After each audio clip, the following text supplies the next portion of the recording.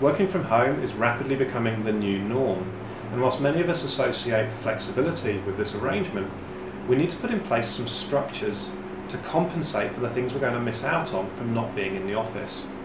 Some of the things we take for granted, such as corridor conversations or popping our head up over the desk, which help us to remain informed and connected in that office environment, are things we're going to start to miss out on as we move to this working from home arrangement.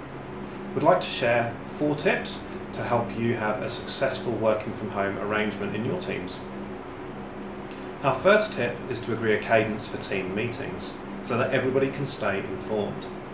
And whilst there are many tools to support remote people coming together, probably what we see as more important is the structure of how these team meetings operate and unfold. We highly recommend bringing together a spot where people can create a shared agenda.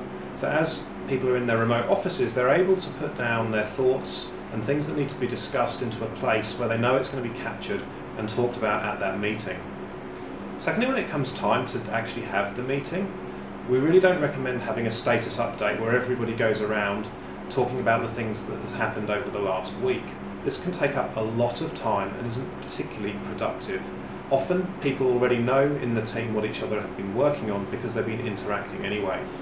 A better use of time is to cover any of the blockers, to share information that the team needs to know about, especially for what's coming up or any plans that are going to be impacting them.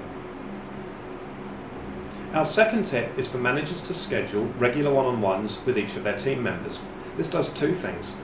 It helps to build trust in that relationship, which is especially important as the remote working situation unfolds, and it also helps to build focus and clarity for the work that needs to be achieved. During these one-on-ones, we suggest a forward-looking conversation which is centred on the outcomes we would collectively be happy that are achieved over that next 7 to 14 days, and any blockers that might be stopping team members from reaching those outcomes. When we focus on outcomes, it really takes away the whole notion about worrying about the hours that are being worked and the trust if people are actually getting on with their jobs or not. Because if we get to the end of the period and we see that those outcomes have been achieved, it doesn't matter how many hours went into that process. What's important is the impact of the work that individual is contributing for the team. Our third tip is to make a point of sharing feedback and praise a lot more frequently. Being out of the office, then we're not going to see work that's getting done, and that can lead to a feeling of isolation if we're not being recognised. So if someone's made an impact on your work or your life or your day and your team, then don't be shy, call it out, let them know that it's really helped you and why. This in turn allows people to feel that their work is still making a difference even though it may not be seen on a day-to-day basis. Secondly, it's a great idea, because this is often a new environment, to share with each other what's working and what's not working. You might be able to pick up tips because you're still trying to find your way if you're working from home for a first time. Our fourth tip relates to all the free time that's coming back into our calendars as a result of cancelled travel plans, events and conferences which have all been moved out.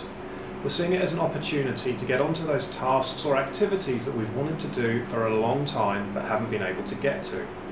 By tackling them now in a focused time, it allows us to bounce back and scale up a lot more quickly when this crisis eventually passes. The first 3 tips are all good people management practices, but they're especially important for remote working teams where you don't get the benefits of being in the office. They help people to stay informed and connected whilst building elevated levels of trust. If you'd like to continue this conversation on, hit me up at crewmojo.com. Otherwise, please stay safe.